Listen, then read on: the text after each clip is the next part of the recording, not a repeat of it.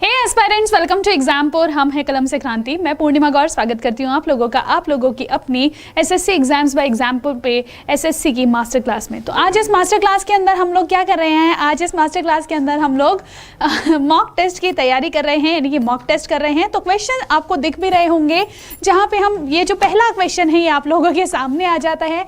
और क्वेश्चन क्या कहता है? क्वेश्चन है What are the plants adapted to dry climate called? मतलब कोई भी ऐसा अगर प्लांट है, पादप है जो ड्राई क्लाइमेट में रहता है, जो आपके शुष्क वातावरण में रहता है, उसको हम क्या कहते हैं? तो देखो सिंपल सी एक बात समझिएगा बच्चा, कि जो भी हम यहाँ पे बात करते हैं ड्राई की, तो जहाँ पे भी ड्राई शब्द आए ना, उसको हम बायोलॉजी में ज़ेरो से रिप्रेजेंट करते हैं। ठीक है, ज़ेरो में x आता है। ठीक, तो ये क्या है आपके ज़ेरो। ज़ेरो का मतलब क्या होगा? हमेशा शुष्क हो जाएगा। ठीक है, तो यहाँ पे ज़ेरो मीन्स शुष्क, ठीक है, सूखा रहेगा। और फाइट मीन्स क्या होता है? जहाँ पे भी आपका फाइटा या फाइट वर्ड आ जाए, इसका मतलब क्या होगा? इसका मतलब हो जाएगा, यह प्लांट की बात हो रही है। ठीक है, तो ज़ेरोफाइट क्या हो जाएगा? ज़ेरोफाइट हो जाएगा आपका वो प्लांट्स जो क्या हैं, जो ड्राई क्लाइमेट्स में रहते हैं। ठीक है, और यहाँ पे आंसर क्या हो जाएगा आपका? ज़ेरोफाइट आंसर हो जाता है। ठीक है, क्या आंसर आ जाएगा आपका? ज़ेरोफाइट्स आंसर आ जाएगा। अब इसी के साथ एक और चीज़, आपको दिवाली की बहुत बहुत हार्दिक शुभकामनाएं। ये दिवाली आपकी बहुत अच्छी रहे। And yes, one more thing, ज़्यादा क्रैकर्स मत फोड़िएगा। क्यों? क्योंकि पोल्यूशन देख ही रहे हो। इवन दिल्ली में हम लोग जब ये रिकॉर्डिंग्स कर रहे हैं, हमें बहुत ज़्यादा दिक्कत हो रही है, क्योंकि बाहर इतना ज़्यादा पोल्यूशन हो चुका है, इस समय हमें सांस लेने में प्रॉब्लम्स होने लग रही हैं। ठीक है, तो आप लोग भी थोड़ा थोड़ा देखो। हम सिंपल सी एक चीज़ कहते हैं, क्या हमारे बम फोड़ने से ही होगा? जब सोचो बाकी लोग भी तो बम फोड़ रहे हैं, लेकिन आप बस ये चीज़ समझिएगा कि अगर आप रुकेंगे ना, तो आपको देख के शायद एक दो बंदे और रुके। और बूंद बूंद से सागर भरता है, इस चीज़ को आप जानते हैं। और अगर बूंद बूंद अच्छाई हम लेके आते हैं, तो उससे भी एक अच्छाई का सागर बन जाएगा। ठीक है, तो इसी वजह से कोशिश कीजिएगा आप बम ना जलाएं और अपनी दिवाली एकदम बहुत बेहतरीन तरीके से मनाएं। ठीक है, चलिए अब इसी के साथ हम चलते हैं अगले सवाल की तरफ। तो यहाँ पे अगला सवाल क्या आ जाएगा आप लोगों का? अगला सवाल कहता है, मछलियां जमी हुई झील में जीवित रह सकती हैं। जो आपकी फिशेस होती हैं, वो आपकी जो भी जमी हुई झील होती है, उसमें वो जीवित रह सकती हैं। ऐसा क्यों है? क्यों वो जीवित रह सकती हैं? पहला है, मछलियों का गर्म खून होता है। दूसरा है, मछलियां इसके नीचे हाइबरनेशन में होती हैं। तीसरा है, पानी नीचे तल के, मतलब पानी नीचे तल के पास, जो निचला तल होता है ना, वहाँ पे जमता नहीं है। और चौथा है, बर्फ ऊष्मा का कंडक्टर है। बर्फा नहीं, बर्फ ऊष्मा का कंडक्टर है। तो यहाँ पे देखो क्या बात कही जा रही है बच्चे। यहाँ पे बात कही गई है कि जो भी आपकी फिशेस होती हैं, वो फ्रोजन लेक में, आपने देखा होगा बहुत सारी झीलें ऐसी होती है, या बहुत सारे आपके तालाब ऐसे होते हैं जो क्या होते हैं, जो आपके ना जम जाते हैं। ठीक है, और जब वो जम जाते हैं, लेकिन उसके नीचे तो मछलियां तैरती रहती हैं। ऐसा क्यों हो पाता है? तो ऐसा इसलिए हो पाता है कि हमारा जो बर्फ होती है, जो पानी की जो बर्फ होती है, वह क्या है? पहली चीज तो उसकी डेंसिटी होती है कम, डेंसिटी कम होती है। और नीचे जो पानी होता है, उसका घनत्व क्या होता है? ज्यादा होता है। तो वाटर क्या है? वाटर आपका, इसका घनत्व क्या होता है? ज्यादा होता है। लेकिन क्या यही रीज़न है? नहीं। यहाँ पे दूसरा रीज़न क्या आता है? ये जो आपका बर्फ़ है ना, ये आपका बैड कंडक्टर है। ठीक है, ये क्या है? आपका बैड कंडक्टर है, यानी कि कुचालक है। किसका? ऊष्मा का। इसका मतलब क्या है? अगर बाहर आपकी ठंडक है और अंदर क्या है? गर्मी है, तो बाहर से ये अंदर की गर्मी बाहर जानी चाहिए, क्योंकि हीट ट्रांसफर में यही होता है। हायर टेम्परेचर से लोअर टेम्परेचर की तरफ आपकी चीज़ें भागने लग जाती हैं। ठीक है, तो यहाँ पे जब हायर टेम्परेचर से लोअर टेम्परेचर की तरफ चीज़ें जाएंगी, तो वहाँ क्या होगा? आपका ऊष्मा का चालन होता है, हीट ट्रांसफर होता है। लेकिन आप क्या देखते हो कि क्योंकि यहाँ पे जो बर्फ है, वह क्या रहती है? वो एक कुचालक है, वो हीट को पास नहीं होने देती। इसीलिए जो पानी के नीचे का, मतलब बर्फ के नीचे का जो पानी है, वो नहीं होता, जमता नहीं है। उसके अंदर की जो हीट होती है, थोड़ा बहुत जो वो हल्का सा गर्म जो पानी रहता है, वो क्या रहेगा? वो आपकी मछलियों को तैरने में मदद करेगा। मछलियां जमेंगी नहीं, क्योंकि आपको वैसे भी पता है फिशेस क्या होती हैं? कोल्ड ब्लडेड होती हैं, यानी कि वो अपने तापमान को बाहर के तापमान के हिसाब से रेगुलेट नहीं कर सकती। जैसे अगर आप अपने मुंह के अंदर थर्मामीटर लगाते हो, ठीक है। तो क्या होता है, आप जब सर्दियों में थर्मामीटर पे नापते हो तब भी आपको 37 डिग्री सेल्सियस मिलता है, और जब आप गर्मियों में नापते हो तब भी आपको 37 डिग्री सेल्सियस मिलता है। इसका मतलब बाहर चाहे 50 डिग्री सेल्सियस हो चाहे 0 डिग्री सेल्सियस हो, लेकिन आपके शरीर का तापमान नहीं चेंज होता। लेकिन जो आपकी मछलियाँ होती हैं, उभयचर होते हैं, सरीसृप होते हैं, यानी कि जो फिशेज हैं, एम्फीबियंस हैं, और आपके जो रेप्टाइल्स होते हैं, यह अपने टेम्परेचर को बाहर के मौसम के हिसाब से एक स्टेबल टेम्परेचर नहीं रख पाते। बाहर अगर 0 डिग्री सेल्सियस हुआ, इनके शरीर का तापमान भी घटने लग जाता है। बाहर अगर 50 डिग्री सेल्सियस हुआ तो इनके शरीर का तापमान भी बढ़ने लग जाता है। ठीक है, तो इनको हम पोइकिलोथर्म्स कहते हैं या फिर असमतापी कहते हैं। ठीक है, तो यहाँ पे जो मछलियाँ होती हैं यह क्यों तैर पाती हैं, क्योंकि जो पानी के नीचे का जो आपका जो आपके बर्फ के नीचे का पानी है वह क्या नहीं होता, वह जमता नहीं है। अब यहाँ पे कुछ बच्चों के दिमाग में आ रहा होगा, मैम ये नीचे ice is a conductor of heat, ये भी तो लिखा हुआ है, लेकिन ये आधी बात लिखी है। आइस जो होता है वो इंसुलेटर होता है, ऊष्मा का वह इंसुलेटर होता है, यानी कि कुचालक होता है, ऊष्मा को वह पास नहीं होने देता। ठीक है, चलिए। अच्छा, आप लोगों के अगर कोई भी डाउट्स हो जो इन क्लासेस के दौरान आ रहे हो, आप क्या करेंगे, उसको हमें मेंशन कर देंगे नीचे कमेंट सेक्शन में, ताकि क्या करें, ताकि हम लोग इस अपनी क्लास को जो भी डाउट्स रहे उनको नेक्स्ट क्लासेस में जब मैं लाइव आऊँगी पढ़ाने आफ्टर दिवाली, तो उसको हम तब डाउट्स को डिस्कस करेंगे। ठीक है, चलिए नेक्स्ट क्वेश्चन आ जाता है आप लोगों का। Yeast is the example of, जो यीस्ट होता है, जो खमीर होता है, वह निम्न में से किसका उदाहरण है? बैक्टीरिया का, फंगी यानी कि कवक का, वायरस यानी कि विषाणु का, या फिर एल्गे यानी कि शैवाल का?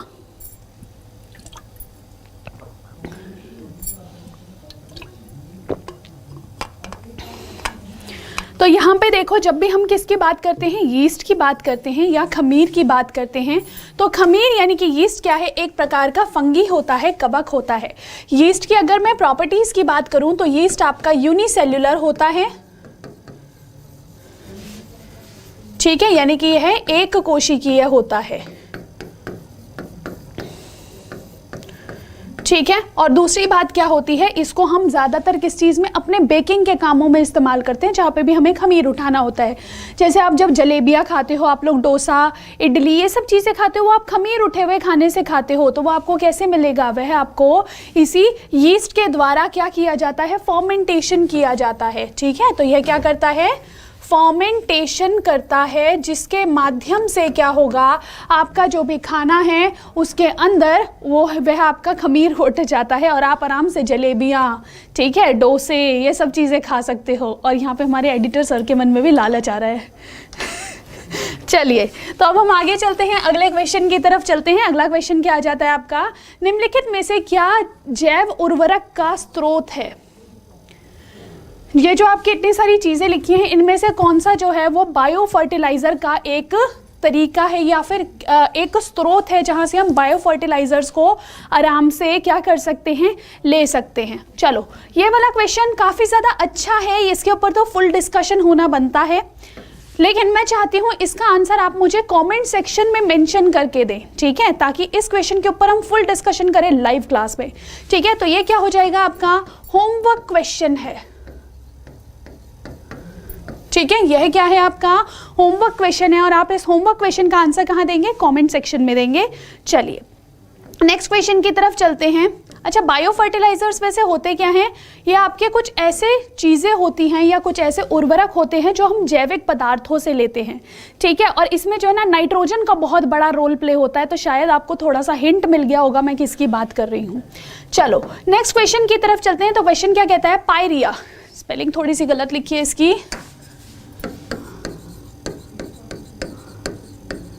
Pyorrhoea disease is related to which organ? ठीक है, पायरिया नामक जो रोग है वह किस अंग से संबंधित है? नोज से, गम्स से, हार्ट से या लंग्स से? नाक से, मसूड़ों से, दिल से या फेफड़ों से? कहाँ से संबंधित है आपका पायरिया नामक रोग? तो देखो, जब पायरिया की बात करते हैं तो कहते हैं ना कि उसके मुंह के अंदर पायरिया लग गया, मतलब दांत के जो मसूड़े हैं वो क्या हो गए हैं, खुल गए हैं, जिससे क्या हो गया, उसके दांतों के आसपास की स्किन ढीली हो गई है, मवाद आने लगे, बहुत सारी प्रॉब्लम्स होते हैं, मल्टीपल प्रॉब्लम्स होते हैं। तो ये जो आपका पायरिया नामक बीमारी है, किसके कारण होती है? ये आपका एक अमीबा है, ठीक है, जिसका नाम क्या है, गिंगिवाइटिस, ठीक है, किसके कारण होती है? गिंगिवाइटिस के कारण होती है। एंटमीबा गिंगिवाइटिस के कारण होती है। पूरा नाम अगर बात करें, एंटमीबा गिंगिवाइटिस, लेकिन पेपर में आपके में गिंगिवाइटिस ही ऑप्शन में आता है। अगर पूछा जाए पायरिया किसके कारण होता है, तो पायरिया का एक और नाम भी है, वह क्या है? गिंगिवाइटिस ही है, गिंगिवाइटिस। अच्छा एक सेकेंड, गिंगिवाइटिस पायरिया को ही बोलते हैं, और जो इसके कारण यह होता है उसको हम गिंगिवा बोलते हैं, ठीक है। आइटिस तो वो हो गया ना, गिंगिवा के कारण जो आपकी बीमारी हुई, ठीक है। तो ये क्या हुआ? एंटमीबा गिंगिवा, उसके कारण क्या होता है? गिंगिवाइटिस नामक रोग होता है, यानी कि पायरिया नामक रोग होता है, ठीक है। चलिए नेक्स्ट क्वेश्चन की तरफ चलते हैं। क्वेश्चन नंबर 6 क्या आ जाता है आप लोगों के सामने? Which of the following is the smallest bone in human body? मानव शरीर के अंदर सबसे छोटी जो आपकी बोन है वह कौन सी है? वोमर है, स्टेप्स है, मैलियस है, या इनकस है? तो आप यहाँ पे क्या उत्तर देंगे भाई? हम लोगों ने कान को कई बार डिस्कस किया है कि हमारा जो कान होता है उसके अंदर आपको अलग अलग प्रकार के बोन्स मिलते हैं।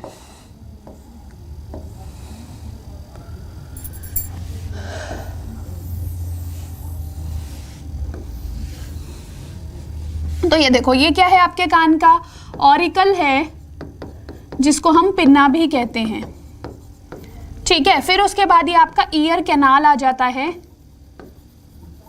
जिसको हम ऑडिटरी कैनाल भी कहते हैं, ठीक है। फिर उसके बाद यहाँ पे इतना जो सेक्शन आपने देखा अभी तक, ये क्या है आपका? ये आपका है आउटर ईयर या एक्सटर्नल ईयर बोल देते हैं इसको,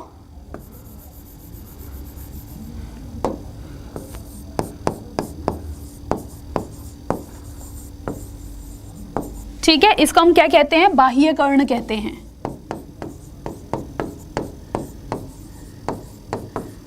ठीक है। फिर उसके बाद आपका अगला जो सेक्शन स्टार्ट होता है यहाँ पे, ये क्या आया आपका? ये आया आपका कान का पर्दा, ठीक है। ये क्या आ गया? आपके कान का पर्दा, जिसको कहते हैं ना कि यहाँ पे कान का पर्दा फट जाएगा, ज़्यादा जोर से अपने कान को अच्छे से साफ मत कर, अंदर पेंसिल घुस जाएगी, ये हो जाएगा, वो हो जाएगा। तो वो यहाँ पे ये जो कान का पर्दा है ना, इसको हम क्या कहते हैं? इसको हम बोलते हैं टिम्पैनिक मेम्ब्रेन,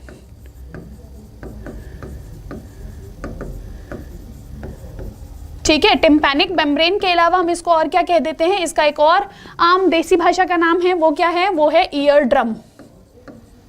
और अगर हिंदी में बात करूं तो कान का पर्दा, ठीक है। अब इस कान के पर्दे से ही क्या होगा?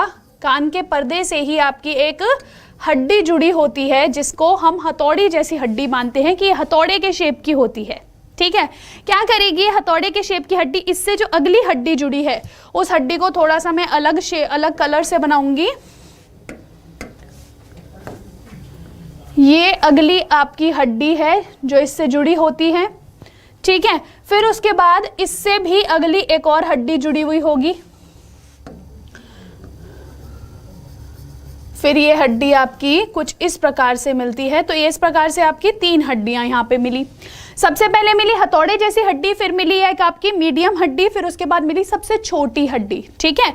तो यहाँ पे जरा इन सभी हड्डियों के नाम देख लेते हैं। इसका नाम हुआ मैलियस, यानी कि हैमर बोन, ठीक है। फिर उसके बाद ये कौन सी आ गई जो दूसरे नंबर पे हमने बनाई रेड कलर से? ये कौन सी बनाई? ये बनाई आपकी इनकस, ठीक है। और तीसरे नंबर पे जो आती है आपकी, वह कौन सी हड्डी हो जाती है? ये हो गई आपकी स्टेपिस, ठीक है। तो यहाँ पे देखो, ये 3 प्रकार की जो आपकी हड्डियां आपको यहाँ पे मिलती हैं, इनको हम क्या कहते हैं कि भैया ये आपके मध्य कर्ण का निर्माण करती हैं, ठीक है। ये क्या करेगी? ये यहाँ से लेके यहाँ तक का जो सेक्शन है, यह क्या है आपका? मध्य कर्ण है, यानी कि मिडल ईयर है। अब एक और चीज देखिएगा, यहाँ से एक और सवाल बनता है कि ऐसे कौन सा सेक्शन है आपके कान के अंदर जहाँ पे तीनों हड्डियां पाई जाती हैं। तो आपको क्या आंसर देना है, खाली मध्य कर्ण है जहाँ पे आपको हड्डियां मिलती हैं, बाकी जगह पे कोई हड्डी नहीं मिलेगी। अब इसके बाद क्या होता है, अब इसके बाद आपकी जो हड्डियां हैं वह क्या होगा, यहाँ पे आपको अगला सेक्शन दिखाई देता है जो क्या आ जाता है आपका स्नेल जैसा सेक्शन, घोंगे जैसा सेक्शन दिख रहा है आपको, ठीक है। इसको हम क्या कहते हैं, ये है आपका एंडोलिम्फ, एंडोलिम्फ, ठीक है। अब ये जो आपका एंडोलिम्फ है ये क्या है, ये आपका लिक्विड होता है जिससे लगातार क्या होती है आपकी हड्डियां टकराती है, स्टेपिस टकराएगी और यहाँ पे सिग्नल्स जनरेट करती है। इन सिग्नल्स के माध्यम से क्या होगा, आपकी जो नर्व्स हैं वह क्या करेंगी, वह इसको ब्रेन के पास लेके जाती हैं इंटरप्रिटेशन के लिए, और तब आप आराम से चीज़ों को सुन पाते हो। अब आप कहोगे मैम यहाँ पे चलो ठीक है हमें चीज़ें समझ में आई, लेकिन ये जो आपका 3 हड्डियां हैं इनका काम क्या है।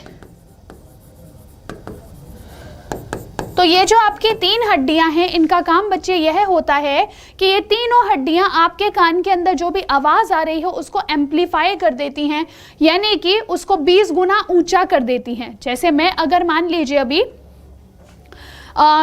जितनी भी वॉल्यूम मेरी है, ठीक है, आपके हेडसेट में, तो उसका 20 टाइम्स क्या हो रहा है, वो आपके कान के अंदर मतलब जो भी मेरी वॉइस जो जा रही है उसको 20 गुना एम्पलीफाई कर दिया किसने, इन 3 हड्डियों ने। और तब अल्टीमेटली क्या हुआ, यहाँ इस सिग्नल यानी कि इस मेम्ब्रेन, इस सेक्शन के अंदर इसकी क्या हुई, इस सेक्शन के अंदर इसकी वाइब्रेशंस डेवलप हुई, और जिस वजह से क्या हुआ, जिस वजह से आप अल्टीमेटली आसानी से सुन पाते हैं, ठीक है। तो यहाँ पे देखो जो पूरा कान मैंने आप लोगों को बताया, इसमें आप चीज़ समझिएगा कि जो ये वाला लास्ट वाला जो सेक्शन है जिसको हम स्टेप्स कहते हैं, तो ये वाली क्या है आपकी सबसे छोटी हड्डी है, स्मॉलेस्ट बोन है, ठीक है।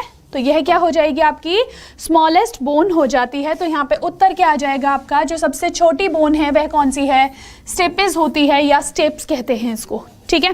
चलिए नेक्स्ट क्वेश्चन की तरफ चलते हैं। नेक्स्ट क्वेश्चन क्या आ जाता है आपका, human body temperature decreases in winter, increases in summer, neither decreases nor increases in summer, और लास्ट है इंक्रीजेज इन विंटर, कि मानव शरीर का जो तापमान है, अभी वैसे डिस्कस किया था इस चीज़ के ऊपर कि मानव शरीर के तापमान का क्या सीन रहता है।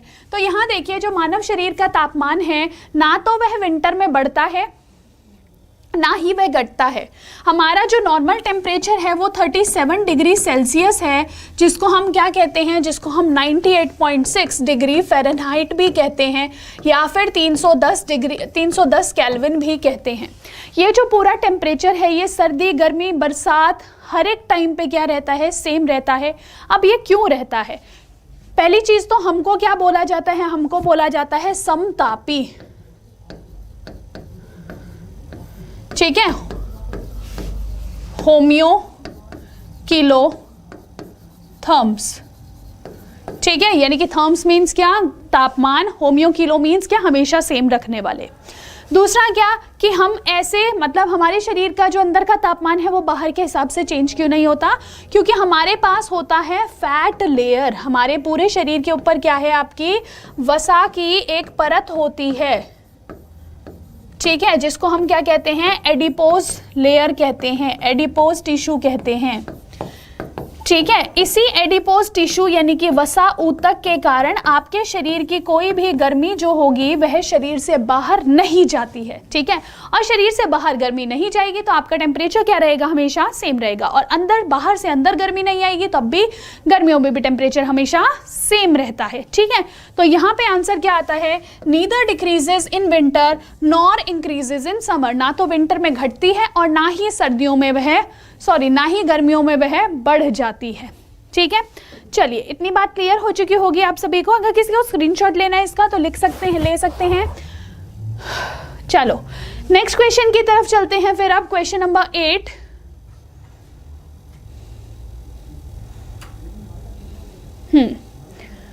What is Mendel's theory of genetic genetics based on, जो मेंडल का जो थ्योरी थी जेनेटिक्स वाली वह किस चीज के ऊपर आधारित थी? Vegetative reproduction, asexual reproduction, sexual reproduction या ऑल ऑफ द अबव? यानी कि वनस्पति प्रजनन पर आधारित थी, असेक्सुअल प्रजनन यानी कि अलिंग प्रजनन पर आधारित थी, या यौन प्रजनन पर आधारित थी, या फिर इन सभी पर आधारित थी? तो देखिए, जब भी मैं मेंडल्स थ्योरी की बात करती हूँ तो मेंडल ने जेनेटिक कैरेक्टर्स के ऊपर बात करी थी, किसके हिसाब से? पी का जो प्लांट है जिसको हम पाइसम सटाइवम कहते हैं,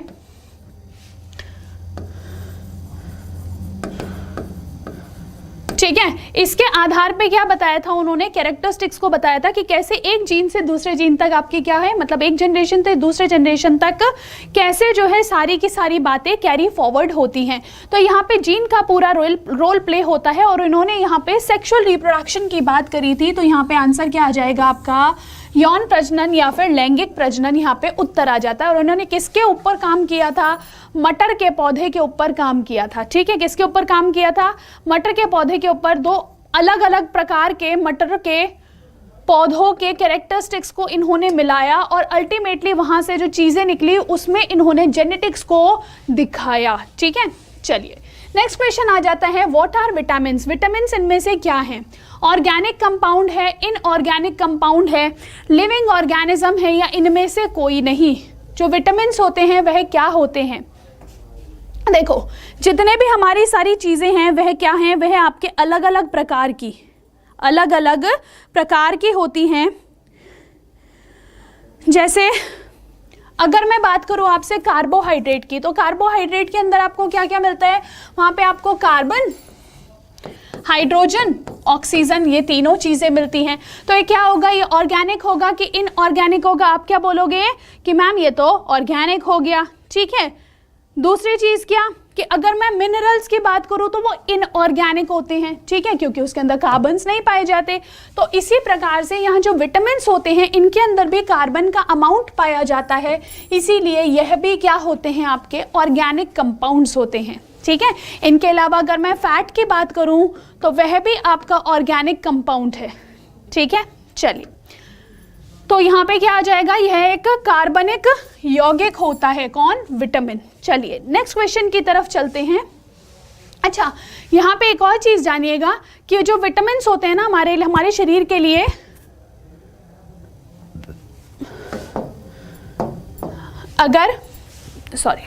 अगर यहाँ पे मैं बात करूं किस चीज की, कि आपके जो कार्बोहाइड्रेट्स हैं,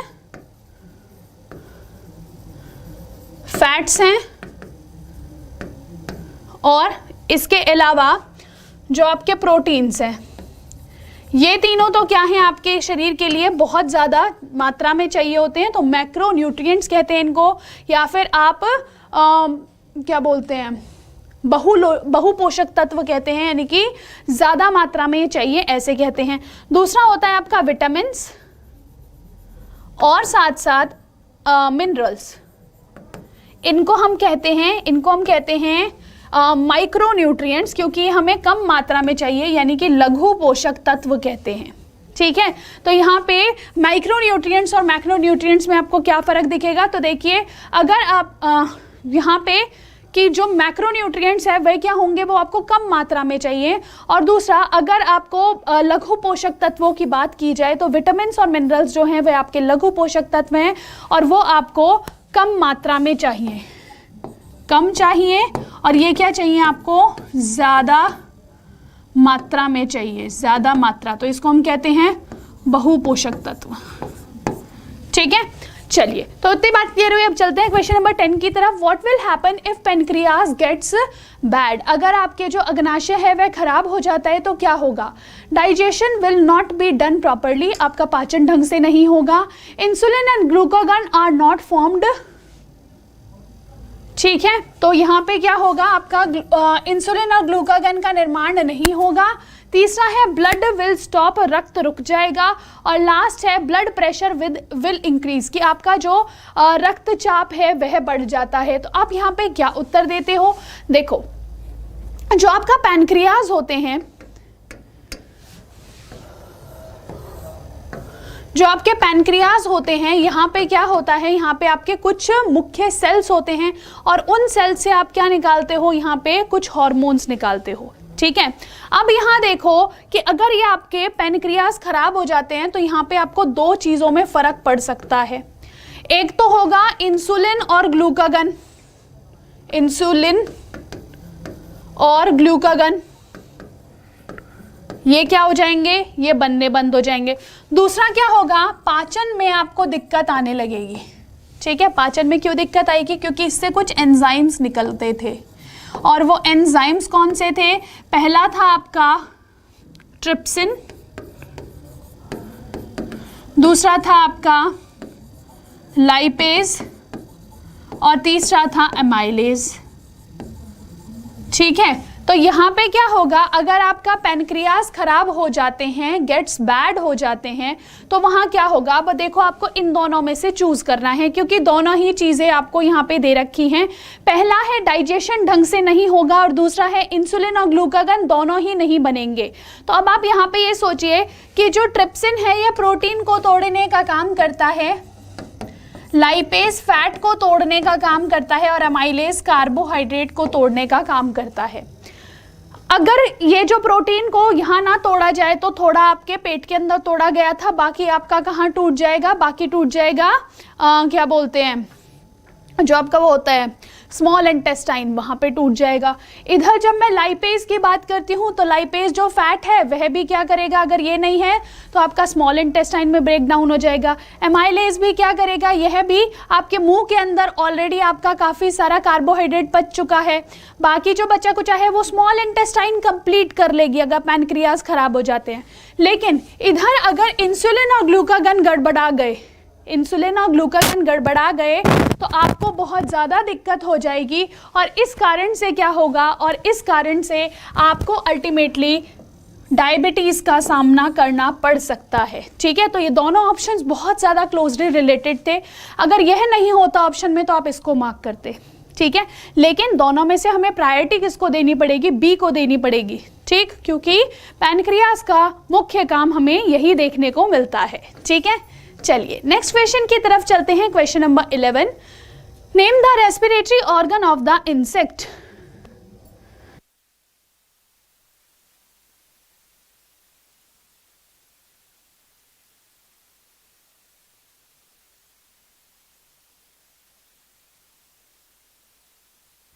चलिए तो यहां पे देखते हैं respiratory organ of the insect क्या होता है। तो देखो स्किन, स्किन से कौन कौन सांस लेता है, स्किन से लेते हैं आपके एम्फीबियन सांस, यानी कि जो उभयचर होते हैं वो इससे सांस लेते हैं। ठीक है, दूसरा बॉडी का सरफेस, फिर से वही आ गया, स्किन से ही रिलेटेड है ये भी, तो ये भी आपका एम्फीबियन आंसर आ जाता है। गिल्स से कौन लेता है, एम्फीबियंस और फिशेस सांस लेती हैं, लेकिन जो इंसेक्ट होते हैं, कीड़े होते हैं, वो ट्रैकिया से सांस लेते हैं। ठीक है, तो यहाँ पे क्या आ जाएगा, इंसेक्ट्स जो होंगे, जो आर्थ्रोपोड्स होते हैं, जिनके जो हाथ पैर हैं वो जॉइंटेड होते हैं, वो किससे सांस लेंगे, वो ट्रैकिया से सांस लेते हैं। अब एक और बात समझिएगा, जब मैंने जॉइंटेड का बोला तो इसमें आप क्रैब्स को यानी कि केकड़ों को, झींगों को यानी कि प्रॉन्स जो होते हैं, या फिर आपके स्पाइडर्स जो होते हैं, इनको नहीं काउंट करेंगे। स्कॉर्पियंस को यहाँ पे काउंट नहीं करेंगे। क्यों, क्योंकि ये जो सब होते हैं ये बुक लंग्स से सांस लेते हैं। ठीक है, जैसे हमारी बुक के पेजेस होते हैं ना, ऐसे ऐसे से इनके क्या होते हैं, लंग्स होते हैं, जो हमें स्यूडो लंग्स दिखते हैं, स्यूडो लंग्स हमें दिखाई देते हैं, उनसे यह सांस लेते हैं। और इस वजह से क्या है कि ये जो आपके क्रैब्स होंगे, इनके पास ट्रैकिया नहीं, इनके पास बुक लंग्स पाया जाएगा। ठीक है, चलिए नेक्स्ट क्वेश्चन की तरफ चलते हैं। क्वेश्चन नंबर 12 आ जाता है आपका, what does trypsin do. Trypsin क्या करता है, ट्रिप्सिन क्या करता है, ए ब्रेक्स डाउन कार्बोहाइड्रेट्स, कार्बोहाइड्रेट को तोड़ता है, बी सिंथेसाइजेस प्रोटीन्स, प्रोटीन का निर्माण करता है, सी ब्रेक्स डाउन फैट, वसा को तोड़ता है, और D breaks down protein, protein को तोड़ता है। तो देखो ट्रिप्सिन अभी अभी डिस्कस किया पैनक्रियाज से रिलेटेड कि ट्रिप्सिन जो है वो पैनक्रियाज से रिलीज होता है। तो यहाँ पे क्या होगा, जो प्रोटीन है, जो प्रोटीन है आपका, वह ब्रेक डाउन नहीं होता है। ठीक है, तो प्रोटीन आपका ब्रेक डाउन नहीं होगा। क्यों, क्योंकि ट्रिप्सिन का मुख्य काम यही होता है। ठीक है, और प्रोटीन को बनाने का काम इसका नहीं है। क्यों? क्योंकि आप सभी ने पढ़ ही लिया है कि प्रोटीन को बनाने का काम आपका किसका होता है, राइबोसोम्स का होता है। ठीक है, राइबोसोम्स प्रोटीन की इंफॉर्मेशन लेके जाते हैं और फिर क्या होगा, जो आपका आरएनए है वो पूरा प्रोटीन का निर्माण करना स्टार्ट करता है कि कौन से प्रोटीन की कैसी कैसी आवश्यकता है। ठीक है, चलिए नेक्स्ट क्वेश्चन की तरफ चलते हैं।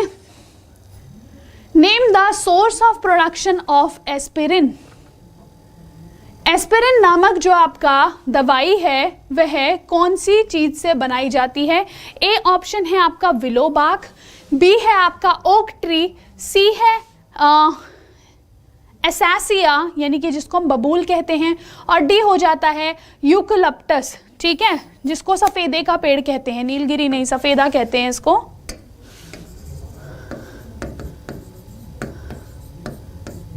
किससे बनाया जाता है? तो यहाँ पे देखिए, जब एस्पिरिन बनाई जाती है तो विलो बार्क से बनाई जाती है, यानी कि विलो पेड़ की छाल से आप क्या करते हो, एस्पिरिन के इंग्रेडिएंट्स को निकालते हो।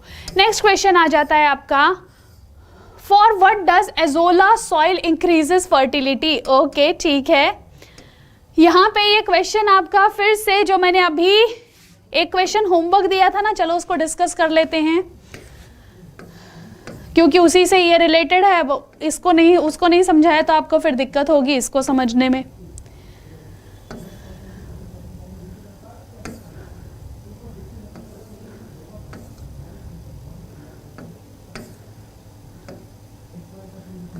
कौन सा क्वेश्चन था? हाँ, ये रहा, बायो फर्टिलाइजर के रूप में इनमें से कौन सा इस्तेमाल होता है? एजोला इस्तेमाल होता है।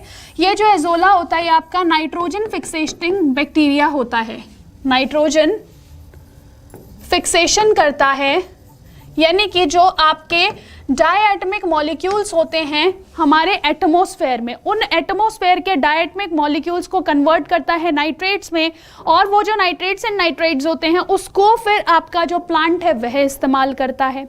ठीक है, तो अब यहाँ पे क्या हुआ कि ये जो नाइट्रोजन फिक्सेशन किया, ये किसने किया? एजोला ने किया। ठीक है, यह एक प्रकार का क्या है आपका, नाइट्रोजन फिक्सेटिंग बैक्टीरिया होता है। ठीक है, जिसकी वजह से क्या होता है, आपकी खेत की उर्वरता बढ़ जाती है। ठीक, अब इसी से रिलेटेड सवाल पूछा गया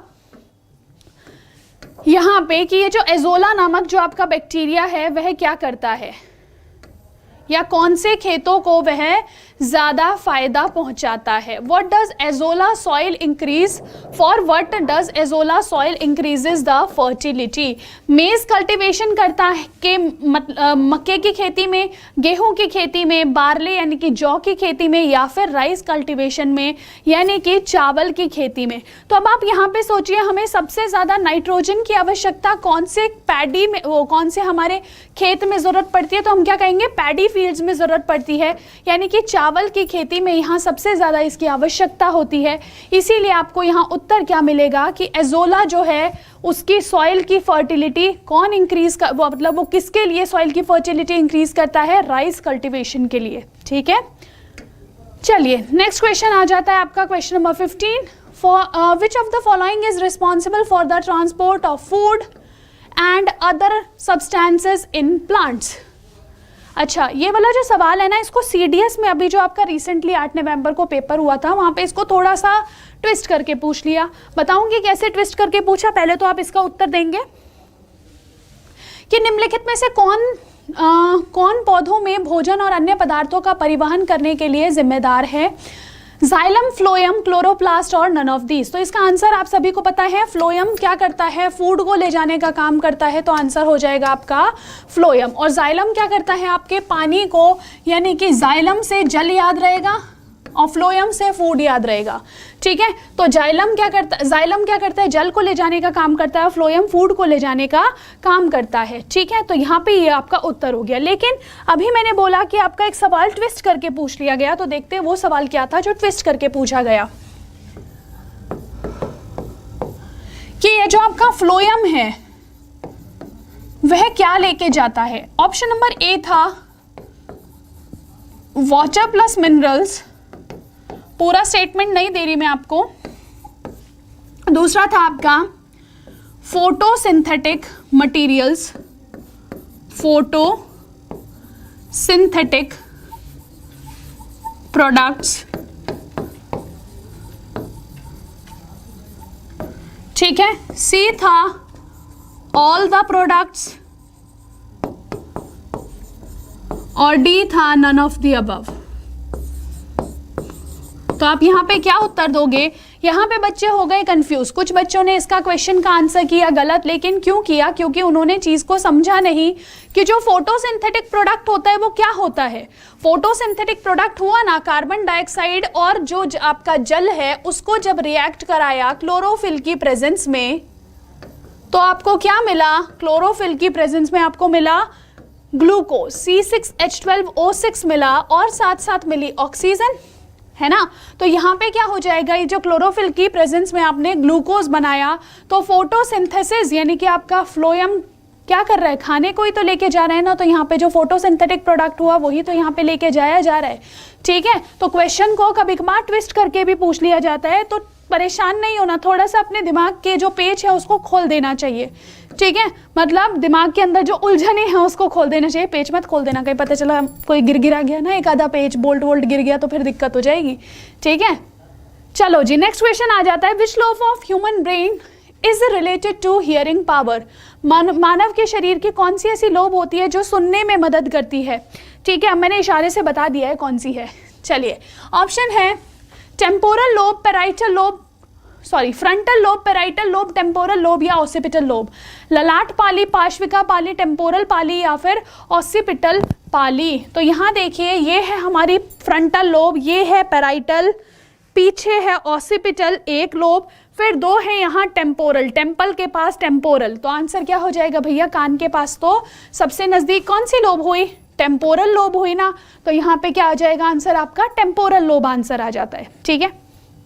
चलिए नेक्स्ट क्वेश्चन की तरफ चलते हैं। क्वेश्चन नंबर 17 आपके सामने है, in mammals emission by dash plays an important role. स्तनधारियों में डैश द्वारा उत्सर्जन एक महत्वपूर्ण भूमिका निभाता है। कोई चीज ऐसी है जो एमिट की जाती है, शरीर से बाहर निकाली जाती है। अब देखो यहाँ पे भी, ये भी फिर से एक ट्विस्ट वाला क्वेश्चन है। क्यों? क्योंकि यहाँ पे आपको लंग्स भी उत्तर हो सकता है और आपका किडनी भी उत्तर हो सकता है, लेकिन यहाँ पे आपको जो वर्ड मिल रहा है उत्सर्जन, emission.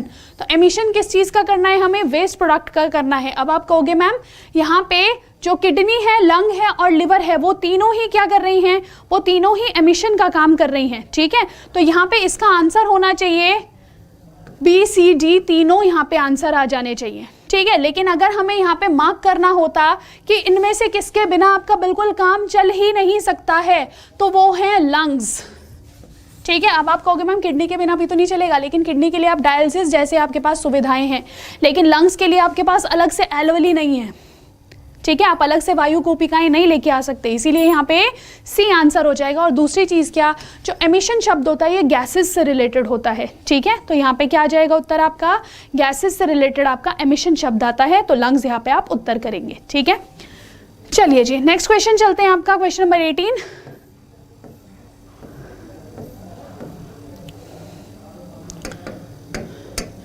Bio fertilisers convert nitrogen to dash. तो अभी बताया था कि जो एजोला बैक्टीरिया है वह क्या कर रहा है? वह आपका नाइट्रोजन फिक्सेशन बैक्टीरिया है, और यह क्या करेगा? यह आपके नाइट्रोजन को नाइट्रेट्स में कन्वर्ट कर देता है, नाइट्रोजन को नाइट्रेट्स में कन्वर्ट कर देता है, ठीक है।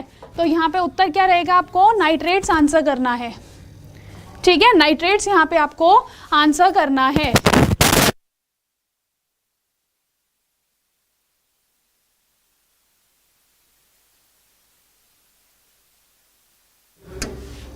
चलिए क्वेश्चन नंबर 19 की तरफ चलते हैं।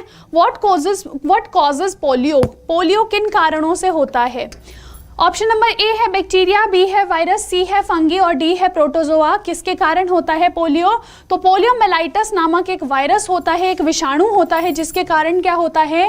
पोलियो नामक रोग होता है, ठीक है। जिसमें क्या होता है? इंसान के शरीर के जो लिम्स होते हैं, हाथ या पैर होते हैं, यह ढंग से डेवलप नहीं होते या फिर इनको लकवा मार जाता है, ठीक है, चलिए नेक्स्ट क्वेश्चन आ जाता है, question number 20। In biofortification technique plant breeders use breeding to remove, अरे क्वेश्चन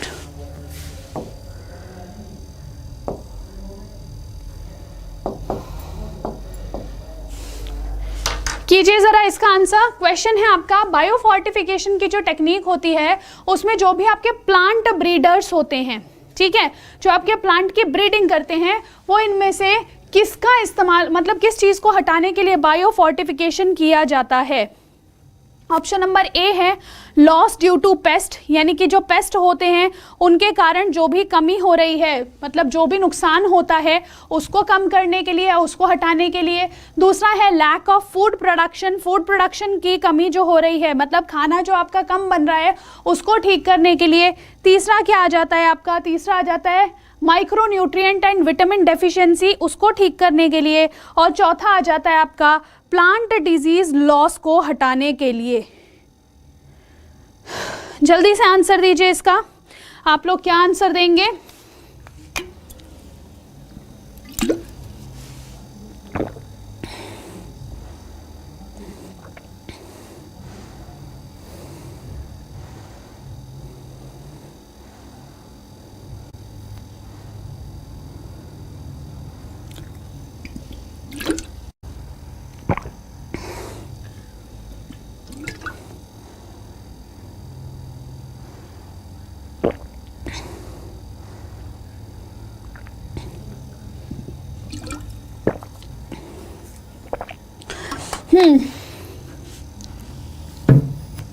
तो यहाँ पे आप तो यहाँ पे आप क्या आंसर देते हैं, आप लोगों का आंसर आना चाहिए सी माइक्रोन्यूट्रिएंट एंड विटामिन डेफिशिएंसी, यानी कि अगर किसी भी प्लांट के अंदर अगर माइक्रोन्यूट्रिएंट और विटामिन की अगर डेफिशिएंसी हो जाती है तो उसको कम करने के लिए बायोफोर्टिफिकेशन किया जाता है, ठीक है, जिसके अंदर उसको ज़्यादा से ज़्यादा विटामिन और जो आपके माइक्रोन्यूट्रिएंट्स है वो प्रोवाइड करे जाते हैं, ठीक है। तो यहाँ पे क्या रहा आपका, यहाँ तक इतना क्वेश्चन रहा, यहाँ तक इतने क्वेश्चन रहे। आप मुझे एक बार बताएंगे चीज़ें समझ में आई कि नहीं आई, किसी प्रकार का कोई डाउट तो नहीं था आपको इस क्लास के अंदर।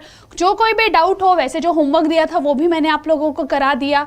तो इनकेस अगर कुछ भी चीज़ ऐसी बची हो जो ना पता लग रही हो तो क्या करेंगे, एक बार फटाफट से नीचे कॉमेंट सेक्शन में मेंशन कर देंगे वीडियो एंड होने के बाद, ठीक है, जिससे क्या हो, जिससे मैं उस कमेंट को पढ़ सकूं और उसके बाद आपकी क्लास आराम से चल सके, ठीक है। चलिए अब आज इसी के साथ अपनी क्लास को यही विराम देते हैं। This is Purnima Gaur signing off, take care, जय हिंद, जय भारत एंड हैप्पी दिवाली।